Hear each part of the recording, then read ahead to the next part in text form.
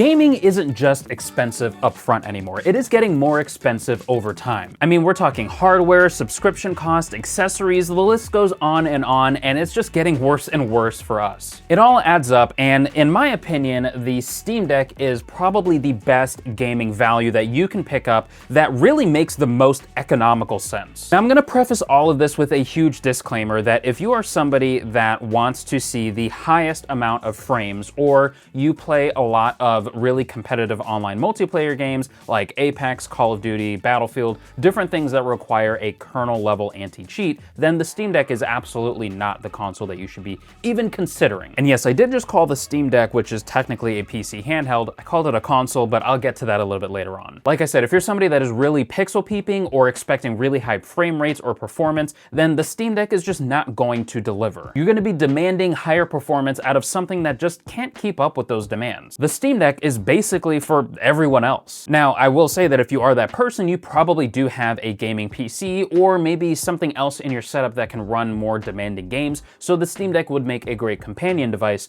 But for everyone else that is looking to get some kind of newer piece of hardware for their setup, then the Steam Deck is really the answer that you should probably be considering. And there are other options out there like the ROG Xbox Ally and of course the Lenovo Legion Go and some of the other ones that are out there too, but in my opinion the Steam Deck is the most pick up and go console that you can find. And again, the reason why I keep calling it a console is because it's very console-like. SteamOS in the big picture mode is a really sort of streamlined and very easy to use software that is just, in my opinion, far better for many different reasons than just a Windows experience that you could get with a lot of the other handhelds that are out there. Now, Xbox full screen experience is sort of Windows' answer to that, and it does a relatively good job of trying to keep up with that demand and that sort of ease of use, but SteamOS is just leaps and bounds better in my opinion. So let's talk performance, because again, that is a really big thing, and if you're somebody that plays a lot of newer modern games, then technically the Steam Deck can run a lot of these games,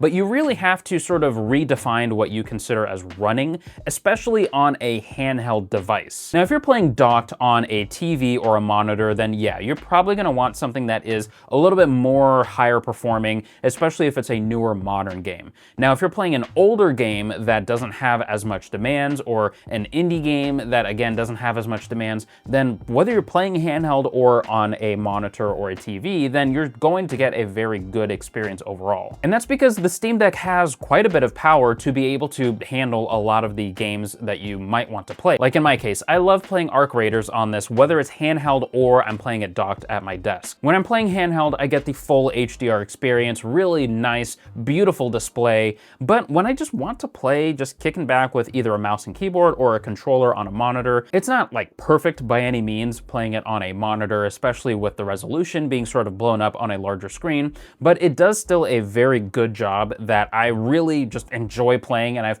sunk dozens of hours into Arc Raiders, whether I'm playing handheld or on the monitor. And that's just an example of a really popular modern game that a lot of people are playing that just came out in the last, couple months or so, and so it's something that you can reliably play consistently on the Steam Deck and have a great, fantastic experience. Now, if I were somebody that can't play anything less than 90 hertz refresh rate, then the Steam Deck is just not going to be the thing for me, because I mean, the minute you play something that is made in the last 10 years, then usually about 45 to 60 frames is what you're going to be able to get, which is still a great standard to have. Another huge reason why the Steam Deck makes a lot of economical sense is because it is so versatile. This one device allows you to play obviously handheld, but you can also play a really good experience when it is docked with your monitor. So I'm getting a sort of Switch-like experience without having to pay the Nintendo Switch 2 price of nearly $500, which actually I think is $500 if you do get the bundle with a game. But you're also not getting a limited experience where you can only play Nintendo games, even though they have opened up to a lot more third-party games.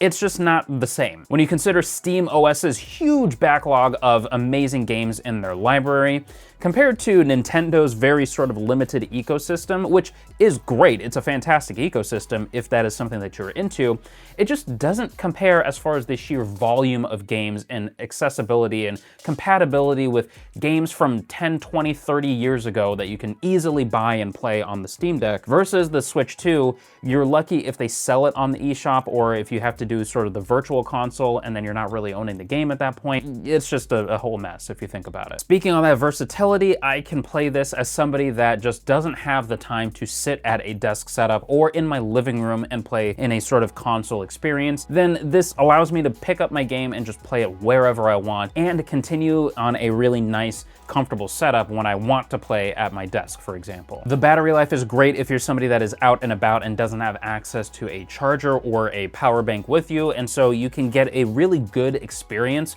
wherever you are, as long as the battery is charged and you have several hours of free time to be able to play. Now, it goes without saying that Steam unfortunately did discontinue their most economical product in their lineup, which is the Steam Deck LCD.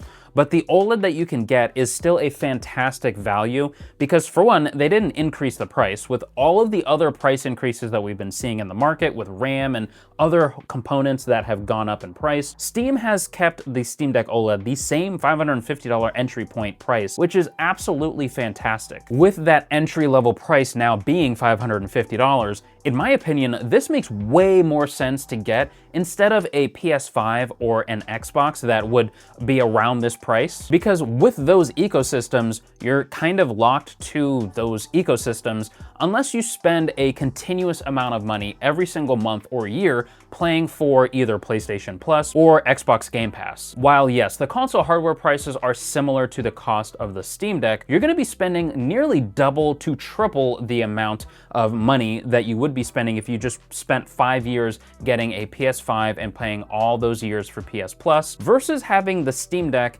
and having a lot of really awesome games that you can buy and own on Steam sales at a really nice discounted price. Again, there's a lot of variables there because it all depends on what games you want to buy and what games you like to play, and if you pay for battle passes and different pay-to-win services and stuff like that. So that's all dependent on your own playstyle. But overall, you're going to be spending far less money with a Steam Deck than you would with any traditional console. And that's another huge reason why I'm excited for the Steam Machine, which I will be picking up, especially for the channel here. So if that's something that you're interested in, make sure you subscribe so you don't miss that, because the Steam Machine allows a lot of that same accessibility that you have with the Steam Deck and affordability with the games, but now you're getting it in a more console sort of form factor. So you're getting a lot more performance and a really good experience overall. And I did briefly touch on it, but the sort of backwards compatibility that you have with the Steam Deck compared to like the Switch 2, the PS5, the Xbox is just second to none. But of course, with this being a PC, literally,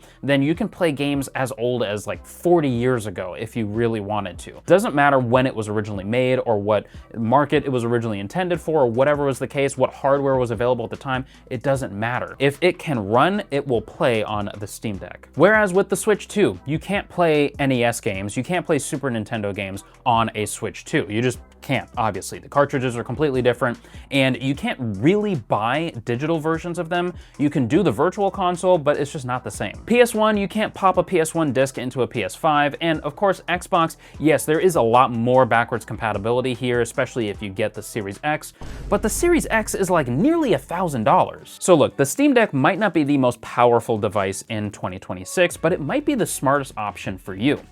In this economy, might as well just get a Steam Deck, bro.